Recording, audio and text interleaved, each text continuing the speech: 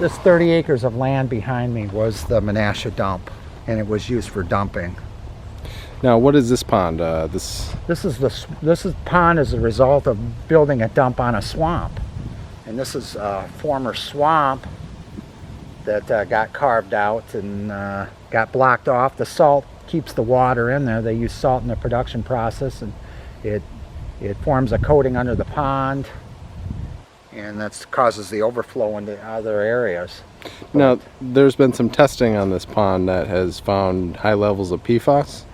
1,750 parts per trillion PFAS by the DEQ of September of 2018. I tested it myself, took it to Trident Labs, got the same result. It also has arsenic waste from the coal fly ash, maybe some mercury. PCBs have been buried up in those hills over there, and that's from Menasha records, and we have that on file as well. That there was a lot of home dumping that went on into that dump site, and that's in the Menasha files as well.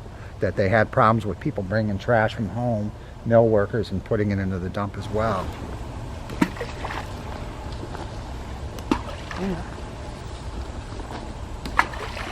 How brown that is. 40 years later, the stuff is still brown. I can't believe it's all coincidence, and we're not the only one on that stretch that's got health problems or has passed away. I couldn't count on both my hands and both my feet all the men that I know, people that I know that worked with my father over the years that have passed away from cancer. It's too big of a coincidence. I know I'm a done deal. But that land and everything behind where my daughter lives with my 2 grandchildren and my son-in-law, that's who I'm worried about, is the upcoming generation. I don't, like I said, I'm a done deal, but they're not. And I want something done. It's still coming in there, I do believe, because the pond up on top is not in good shape, and you can't tell me it's still not leaching down in there. But what's in the ground is in the ground. That's where the truth is, and I'm not really sure the truth has come out yet. And so we do know that the municipal wells 1 and 2 for Otsego were impacted back in the late 60s, early 70s from emissions of the liquor waste product as well as sludge from the Menasha operations, as well as homes, private wells along 106th Street and Hill Road. We'll talk a little bit more about the information of that. That's related to the contamination from Menasha, and that led to the extension of water supply lines to replace those contaminated private wells. There's also the activities that Menasha engaged in as they acquired the wells from the city of Otsego that they then used as their production wells for their process water, probably pulling 1 million gallons a day from that aquifer. However, the contamination that was present in those wells led to bacterial contamination, which led to them to apply biocides into that water and to address the bacterial contamination that was affecting their process water.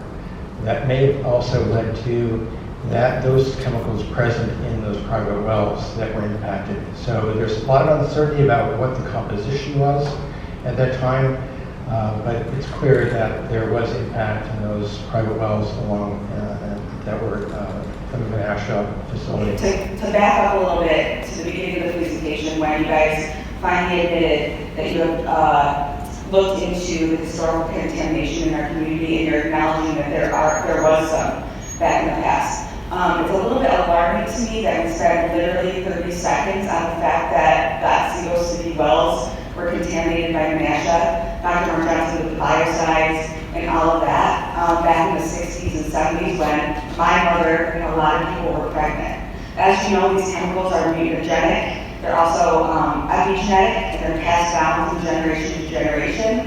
If you're acknowledging the fact that these water wells were contaminated when my mother was drinking, pregnant with me, I had health issues, my classmates had health issues, what more do we need to do a health study? Right, so my comment about the impact on the wells was that Otsego City wells number 1 and number 2 were on Menasha property. At the time that there's evidence to suggest that those were affected by the Menasha waste products, both the black liquor and also the sludge material, was in late 60s, early 70s. What we've asked the city of Otsego for is records about whether those wells were actually in use. There's some historical information that suggests they were standby wells. We don't really know whether they were actually blended with the rest of the water system, which utilized water from Brookside Park wells 3 and 4, and then a 5th one was later constructed. So again, the aquifer was affected, the wells were impacted. What we don't know is whether or not that water actually made its way into the city water supply. We do, as I mentioned though, we do know the aquifer was affected, and the private wells that were downstream between Menasha and the river were clearly affected by that, and that's what led to the extension of municipal water to those homes. So we'll never know, is what you're saying.